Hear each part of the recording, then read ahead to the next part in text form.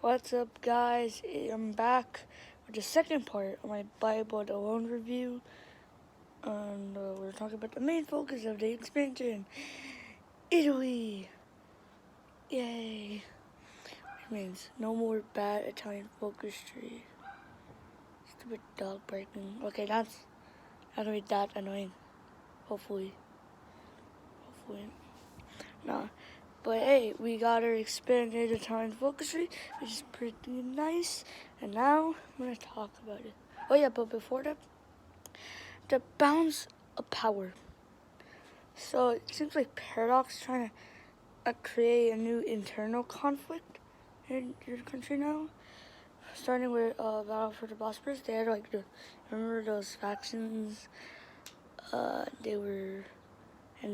factions in Battle for the Bosporus sucked.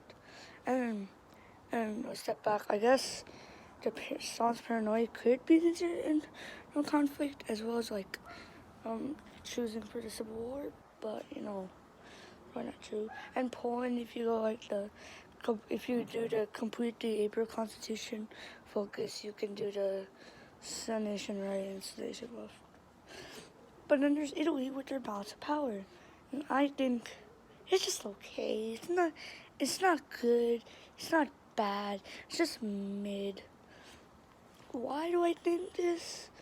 Well. I mean, I like the fact that there are some parts, like if you go one side and then you go the other side, you get some buffs and some debuffs.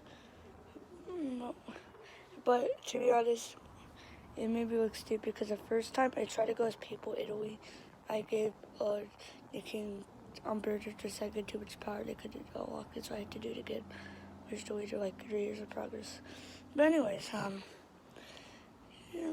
but the thing I don't like about it is that if you go Mussolini and his balance of power with the Grand Council of Fascism, if you lose a core territory, it's 15% towards the Grand Council of Fascism, and that you can trigger or something like that. Oops, sorry, but that could trigger civil war. And why? Which one is civil war in your country? That would suck.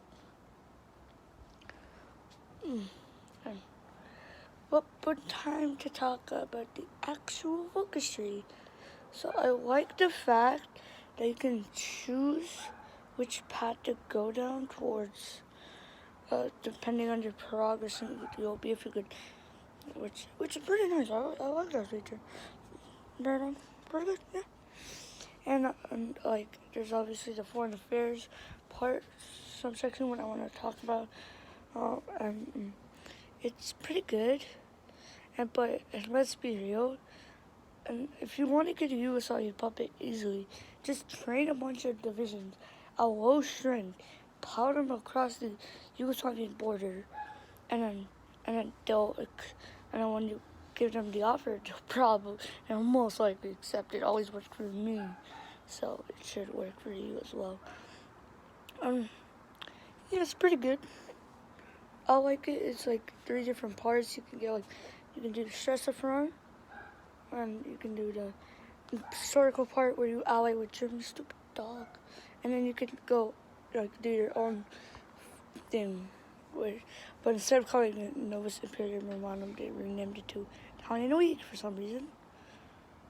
I like Novus Imperium Romanum a bit better, but it's just me. Anyways, I'm talking way too long about this. Time to go to the actual focus tree. So historical path is pretty good. So historical path is pretty good. You get a couple buffs and something like that, and he goes with the all history fascist path with Italo Balbo, whose name I thought was pretty weird because his name is Italo, and if you change the O to a Y, his name would be Italy. I don't know. And the other guy, I think his name was Dino or something like that. And then the monarchist path, which could be the secret papal path. I use secret in quotations because everybody has talked about it, and so it's not that exciting. Fun fact: if you form Rome and then do the papacy reborn focus, you'll become the papal states. it can still become the Papal States, and you get the decision to get more cores for Rome. It's pretty nice, because if you do the Commonwealth Reborn focus for Italy first, and then do like the Claim of Livonia focus, you won't become Kingdom of Livonia, which I don't like, because Kingdom of Livonia is a better color. But tangent, the historical path, the old-fashioned path, the monarchist path, and the papal path, they all condense down into either forming Greater Italy or forming Rome. Forming Rome is the better option, in my opinion, because they get a ton of more cores, which is always good. And the only leg that Greater Italy gets over the forming Rome is that you get a little buff to your attack and organization, which is pretty nice, but you just get advisors for that. And you know, I still don't. And yeah, but like, I think Mussolini is if Italy won World War II, it's more likely that they would do Greater Italy than forming like Rome. But that's my opinion again. So obviously, if you fail in Ethiopia, or you don't have to fail, you can take over the entirety of Ethiopia with triumph in Africa. You can still go democratic communist, which is pretty nice. Communist path is okay, pretty good. Kind of want to talk about the democratic path, because it's kind of like, because you can go join the Allies, because it's kind of like France's democratic path. You can join the Allies, or you can go create like your own little faction, and you'll invite, and when you do focus, you'll invite Central and Southern European members, which is kind of like people to top for France. But you got more members depending on how many democracies there are. And that's pretty nice.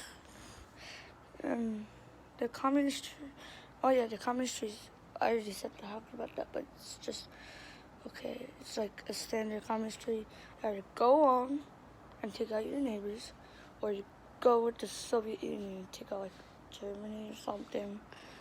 And then there's the new paths for the air, navy, and army. Paths which I like. They're pretty good. You can choose a bandits war or the other one, disbanded regular or something. I don't really, and I like this paradox because it really makes me think about which one I want to choose, which buffs I want to get, and then the Navy and Air, and then the rest of them, they're just standard Army, Navy, Air paths for focusing.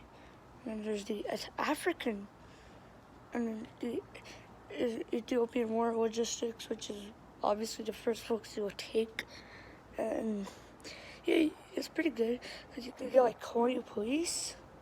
I'll talk about if it's good or not at the end, but you know, you can like get compliance and like I think like Ethiopia, because the resistance to Ethiopia, it's pretty. I like the system they made there.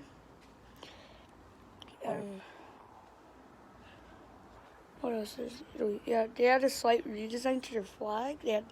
Before they didn't have the crown, but now they have the crown. They changed to the king, and they changed to the Kingdom of Italy instead of regular Italy, because Italy still had a king under Benito Mussolini.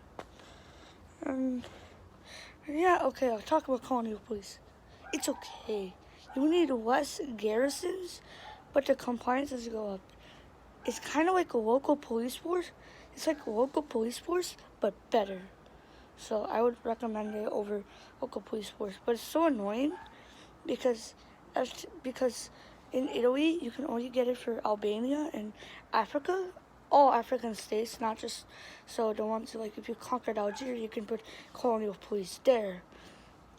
But it's so annoying because you have to manually select colonial police for if you want to do colonial police, you have to manually select it for each African country in Albania, which is kind of annoying. Now, that's about it, guys. Subscribe, because remember, at 100 subscribers, I'll be learning Finnish, and tell me how to improve my videos next time. Bye. By the way, YouTube, I don't want my comments disabled.